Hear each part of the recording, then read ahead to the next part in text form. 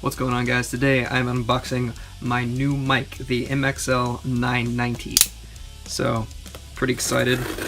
I'm looking forward to the improved quality from my previous mic, because I just had a pretty cheap mic before. So yeah. Alright. Brown paper. Always important.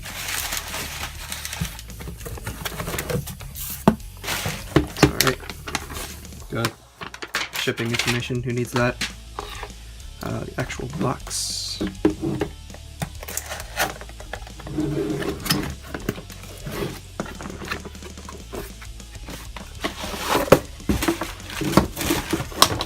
It's cool because it does come with its little carrying case here. Voila! So we got the regular mount, I guess, and then a shock mount, and the actual microphone. So, it's actually heavier than I expected it to be. So yeah, I'm not really sure of the quality of this shock mount. We will find out though, if it works. But yeah, I was just kind of glad to get any shock mount, not having to buy another one. Alright, so this is it. Can't wait to put it to the test and try it out. Alright, so with the shock mount, got these two little things here that you squeeze. Opens it up, set the mic inside like that. That's what holds it in place in the shock mount. Then this part right here will screw onto your boom stand. Looks like it also comes with replacement rubber bands for the shock mount, which is nice. In case I snap, it probably won't because I won't be really moving it a lot, but yeah, always nice to have extra. So before I get this review started, I just wanted to take a minute to illustrate a principle that I live by, and that principle is you should never let bags of paper that contain things control your life. You know, I mean, the paper's, you know, it's not going to hurt you. It can't come out here and kill you. I mean, just don't let the paper win, guys. So the reason I wanted to make this review is because I was scouring YouTube looking for reviews on this mic to see if I wanted to buy it, and I couldn't really find a whole lot that were good. A lot of them were just kind of mad by people that didn't really know how to edit their audio, so I'm making this just to help you guys make an informed decision about this mic. So, in my not-so-professional opinion, MXL 990 equals good. Review over. Just kidding. Anyway, so this is a condenser mic. It needs a preamp or, you know, some source of phantom power. Now, fortunately for me, my audio interface has phantom power, so I didn't have to buy a separate preamp. Didn't have to buy a separate preamp. You might though if your audio interface does not have phantom power. Now, my first impression on this mic was actually really good. I plugged it in, started talking in it, and I was immediately blown away on how not muffled it was, because it was just such a shock from my old mic, because my old mic with no EQ, no effects on it was like so badly muffled, and this one really wasn't. This is how it sounds straight out of the box when you first plug it in, and this is how it sounds with a bit of compression, EQ, noise gate, blah blah blah. Now, you've probably noticed by now that I've been repeatedly bumping my mic stand and that this shock mount obviously does not work that well. And honest to goodness, it really doesn't. It does help a little bit. It keeps the volume down to where it doesn't like blow up your headphones, but it's still very noticeable, and if you bump the mic still, it will mess up your recording. So now on instruments. I tried it out on my dad's acoustic guitar, and it actually sounded extremely well. Now, I will show you the dry and wet signals, but in the mix, it sounds really, really good. Take a listen.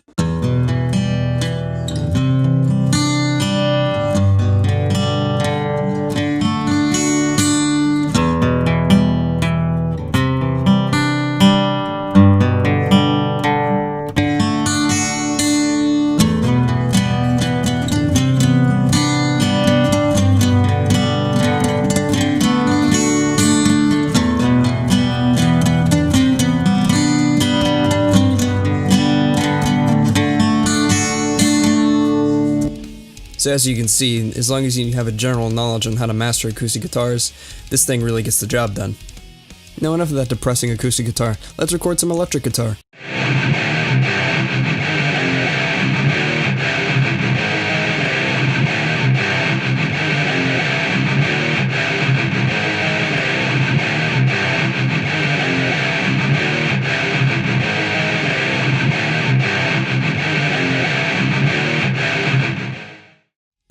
Okay, I will say this.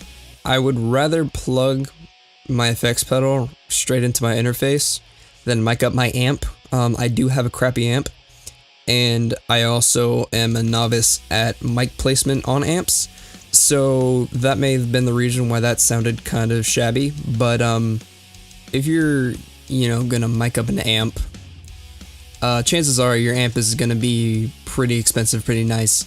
Otherwise, why would you want to mic it up, I mean, why would you want to mic up a crappy amp like mine? Like, I wouldn't want to mic up my own amp. So if you do have a nice amp, and you're trying to mic it up, chances are you're not going to be watching this video, about this, $100 mic. So, yeah, I guess it doesn't really matter, but, yeah, that was my take on it. That was my novice take on recording my guitar amp. So you can take that, for what you want. So that's pretty much it, guys. I think I covered everything. I'm going to show you my settings real quick. Just go in here and show you all the things that I did. It's basically just EQ, compression, and a noise gate. Like, that's pretty much all it is. So this first EQ, I just took down some frequencies, some annoying frequencies. I just did that by sweeping, just going up here and finding the frequencies that sounded the worst and then pulling them down. This next EQ is just, slight accenting to my voice.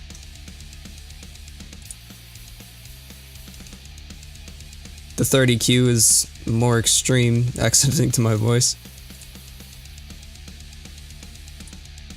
This first dynamics processor is just here for compression.